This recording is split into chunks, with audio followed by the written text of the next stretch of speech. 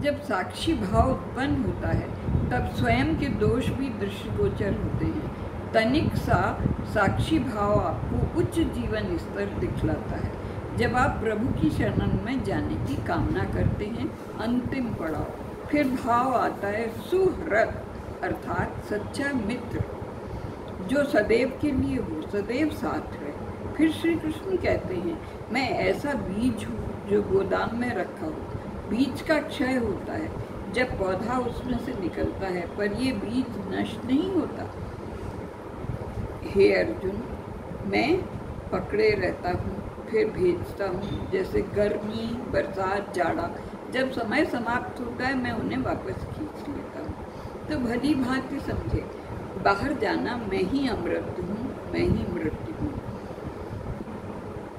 तो भली भांति अच्छी तरह समझ लीजिए, जैसे बाहर जाना, वापस आना, फिर समा जाना, सब मुझ में ही है।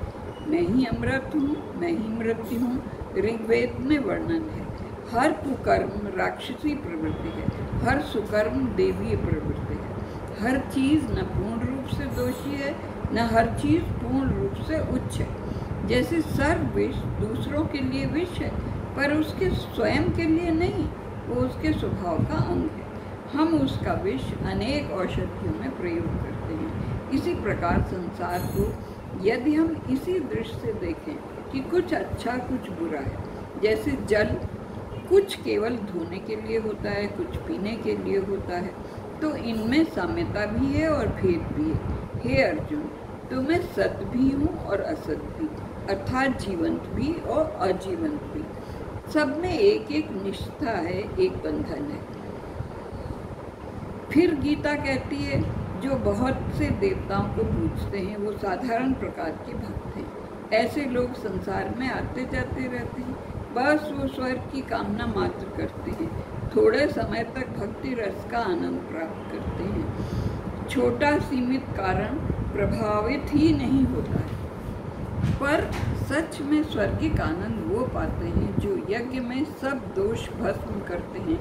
सोमरस के समान भक्ति आनंद में डूब जाते हैं।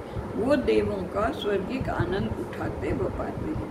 सत्य को जाने बिना, आत्मिक बोध हुए बिना मनुष्य अपने पुण्यों के समाप्त होते ही फिर मृत्यु लोक में आता है। यही प्रकृति है मानवीय जीवन की, क्योंकि उनकी सांसारिक इच्छाएं मरती ही नहीं, पर जब ज्ञान में उच्च स्तर पर उठते हैं तब यही स्वर्ग बना सकते हैं। देवता स्वयं वर्णन करते हैं पुराणों में कि भारत की पुण्य भूमि पर ही अवतार लेने का आनंद है। ईश्वर का साम्राज्य हमारे अंदर ही है, अमर आत्मा हमारे ही अंदर है। उसे जानने का प्रयत्न कीजिए, वही आत्मा सबके अंदर है, ऐसा विचार रखिए।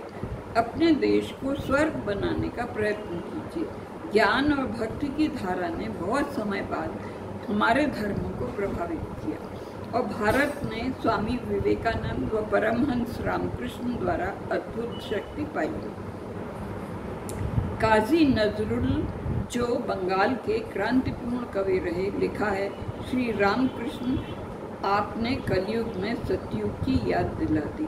स्वामी विवेकानंद आपने भारत में एक नया वेद दिया जो जातिवाद और धर्मवाद से ऊपर है। केवल चरित्र निर्माण हमें स्वयं करना है। सत्य की ऊंचाइयां यही निर्मित करनी है। मनुष्य भगवान से श्रेष्ठ है। इस्लाम में भी कहते हैं, जब ईश्वर ने मानव बनाया तो देवदूतों से कहा, उन्हें नमस्कार करो। अब इस बात पर बल देना चाहिए कि जीवन को पवित्र, शुद्ध और सुखद सौहार्द से पूर्ण बनाए। प्रेम केवल हृदय से आता है। पाप पुण्य इसी धरती पर होते हैं, इसीलिए पृथ्वी को कर्म भूमि कहा है, स्वर्ग का भोग भूमि कहा है। एक इच्छा दूसरी को जन्म देती है। वेदांत प्रत्येक मनुष्य को चेतावनी देता है, संसार में रहिए पर उसमें डूब मत जाइए। कुछ ऊंचाइयां आपको आकर्षित कर रही हैं। गीता का 22वां श्लोक बहुत महत्वपूर्ण माना जाता है। जैसे जैसे भक्ति बढ़ती जाती है, अभिमान दुर्बल से दुर्बल होता जाता है, फिर वो समाप्त हो जाता है। हर वस्तु ईश्वर की है, ये अंतिम स्थिति है। तब ईश्वर ऐसे भक्त का हृदय भक्ति से भर देते हैं, तब कुछ महान घटित होता है।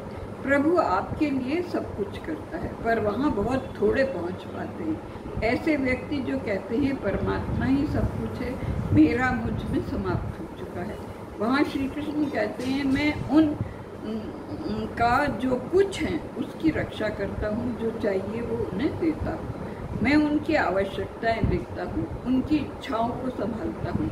ईश्वर सेवक हो जाता है, भक्त को कुछ नहीं देखना पड़ता। ये सबसे ऊंची भक्ति है। ईश्वर सर्वश्रेष्ठ व्यक्ति जो सर्वगुण सगुण अनंत कल्याण गुण संपन्न है, वो सगुण मूर्ति है, निर्गुण भक्त है। स्वर्ग का निर्माण होता है, अनन्य संस्कार मिलते हैं। ये भक्ति धर्म स्वतंत्र रूप से आत्मिक जीवन का द्वार खोलता है, उद्धार करता है। भगवत गीता कहती है सर्वोच्च प्रकार की भक्ति इसी जीवन में यही प्राप्त हो सकती है। एक भक्त भक्ति आरंभ करता है तो उसका स्वाभिमान अहंकार बहुत होता है। जैसे जैसे भक्त आनंद में डूबता है, अहंकार के ऊपर होता चला जाता है, संपूर्ण समर्पण होता है। गीता के 66वें श्लोक अंतिम अध्याय में कर्म श्लोक है।